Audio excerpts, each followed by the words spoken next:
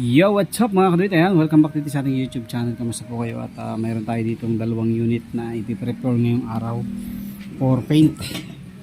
Ayan, ginawa na natin to kahapon. Kakatapos lang niyan kahapon eh. At ngayon naman ay pipinturahan natin. So kahapon naglagay tayo ng screw dito. Tapos gate valve sinintro natin. And then yun lang, naglagay tayo ng screw para sa detachable tank niya. Ayan, ngayon ay ayusin na natin, papainalize na natin at pipinturahan natin.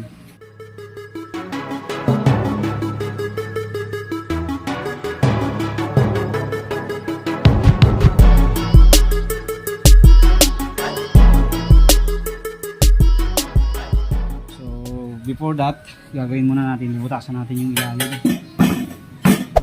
Hey there, Sa kanyang subscribe to my channel overflow. and also press this bell Lalagay icon. tayo ng overflow dyan para pag nag-over yung oil dyan siya tatatapon, dyan siya lalabas. So ito walang epekto to sa aapoy. Subok ko na yan mga kaduit.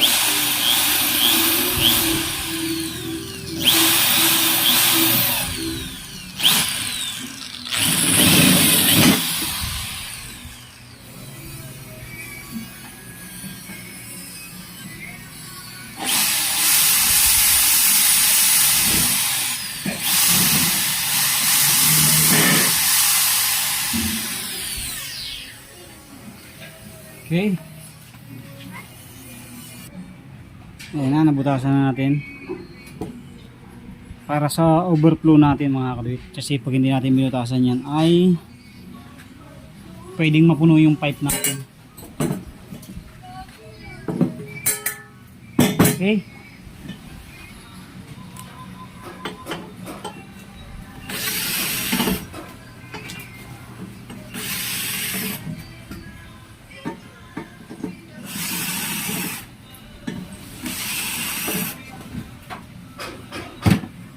So tanggalin na natin yung tangkita, natin, papasadasan natin ng konting liha para mawala yung parang medyo nag-rust na siya.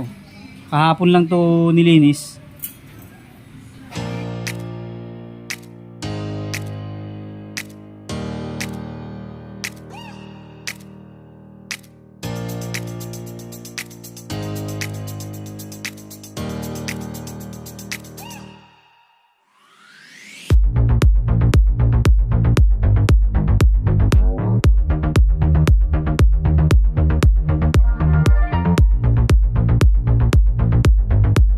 Tapos sukat natin yung ating pan para bago natin yan. Okay naman siya, pasok naman siya, kaso may konting talas pa.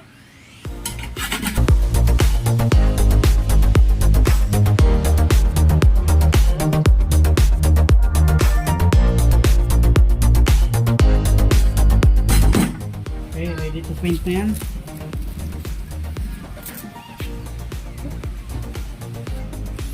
Pero bago pala natin pinturahan mga kaduit, kuhanin na muna natin yung sukat ng nozzle burner para habang pinapatuyo natin magbubutas na tayo mamaya. So top priorities na muna natin to kasi tapos na to eh. Meron pa akong tatlong unit na for cleaning dyan, kaso wala pa oil intake pipe kaya hindi pa natin ma-priority. So ito na muna ipa-priority natin.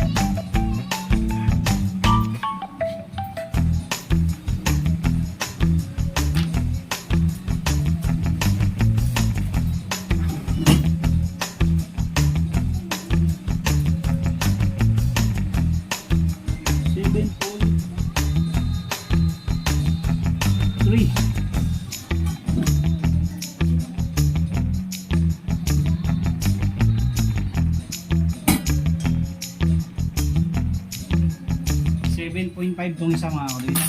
Isang 7.3, 7.5. Ito 7.5.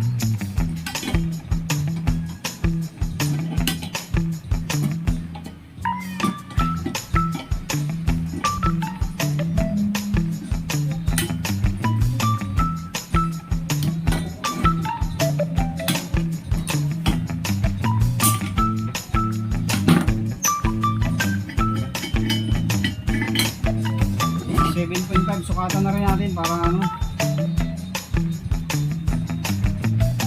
saan yung ano natin unang butas.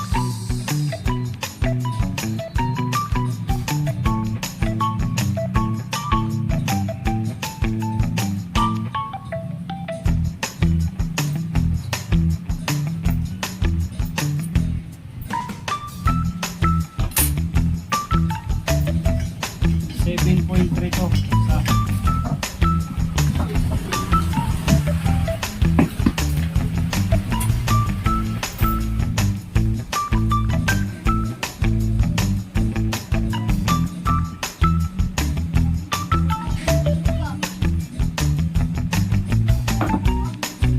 okay.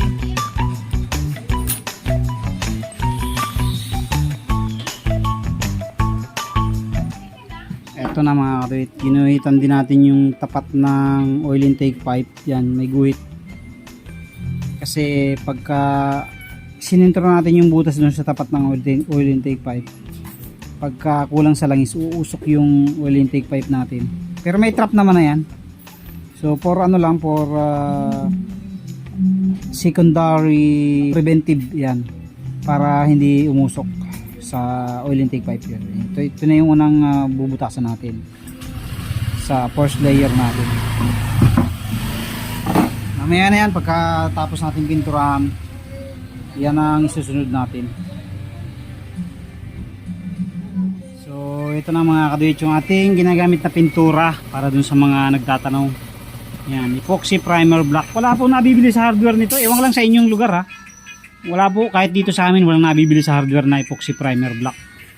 Ito binili ko talaga sa paint shop. Itong ano na ito.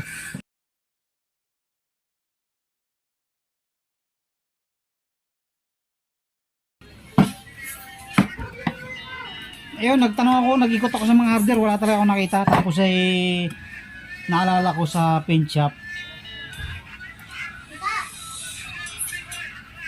Kanin ba si Mama Panglana?